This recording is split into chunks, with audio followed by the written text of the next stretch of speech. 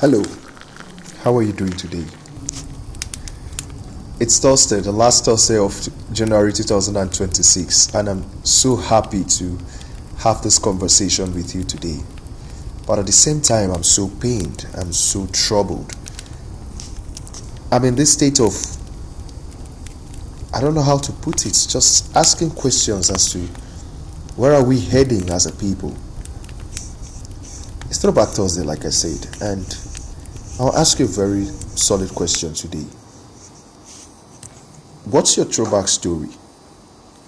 What's Nigeria's throwback story? What's the world's throwback story that we can sit down and say, the good old days? Are those days feeling more like a sanctuary when we live in today? Let's be honest, January 2026, if you pay attention, hasn't even waited to become history before it started feeling very heavy.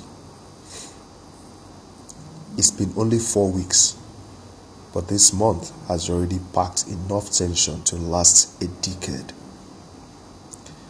It's already creating an archive of tense throwback memories that we'll be talking about for years to come. Look at the world today. Look at the global stage. Look at our country today. Everything and everyone is holding its breath. We've just recently watched a massive armada move towards Iran. A high-stakes chess move, a lot of people will call it. A power play on the global stage. And while all this is going on, the streets are crying for relief. We've seen Venezuela, once a sovereign giant, becoming a framework, in quotes, for intervention, with its oil reserves and tanks seized, and its leader, her leader, taken from his home. There's France, there's NATO, and the US walking a tightrope at Davos. 1 minute we are talking about strategic necessity in Greenland, and the next we are hearing that, in quotes, rules-based order is effectively over. What kind of world are we living in today? What kind of leaders do we have today? It's a world where power isn't just speaking, it's screaming, it's shouting, and it's deafening.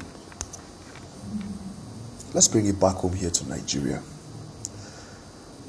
Our own yesterday in Nigeria is already clashing with our today. In the FCT, the air is thick with the dust of the 2026 area council elections already. Drums are beating. Security is vowing neutrality. But we know that rhythm. And then, Rivers State. Rivers State. If January has revealed anything, it's that some stories don't just have sequels. They have the same endless cycles. We've seen the FCT minister and the governor of Rivers State locked in a battle that has paralyzed governance, leaving the streets in suspense. Impeachment threats, legal firestorms, and the shadows of 2027 already darkening the doorsteps of 2026. Anambra State is burning. There's a protest on the River Niger Bridge as I speak. Police on high alert. The IPOB rules and the state governor's order clashing, putting the people in the middle, bouncing them together. People don't feel at home anymore. People don't know who to pledge allegiance to anymore. I won't even talk about the insecurity in the north, the kidnappings in the middle belt. A lot is happening, a lot has happened just in 2026. And it's already feeling like mid-year. It's just January 2026. Everybody that went to church on crossover service, our leaders, if they did, I wonder what they prayed for. Is this a world we want? What's the tone we are setting for ourselves this year? I'm not here to have a long conversation with you.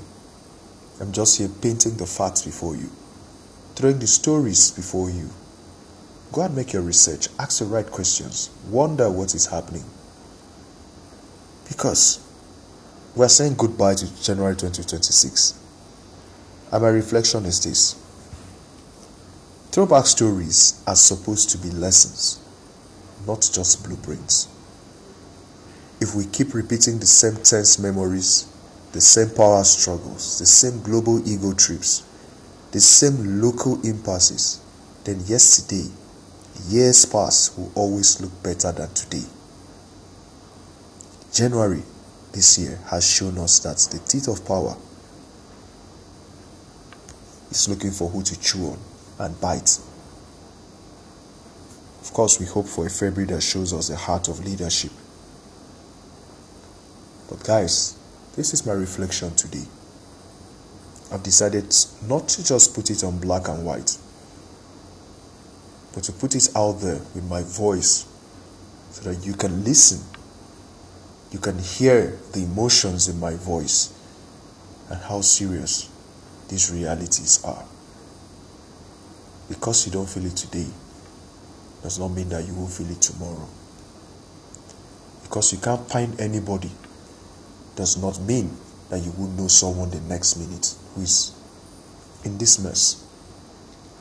But the truth is, all of us are involved.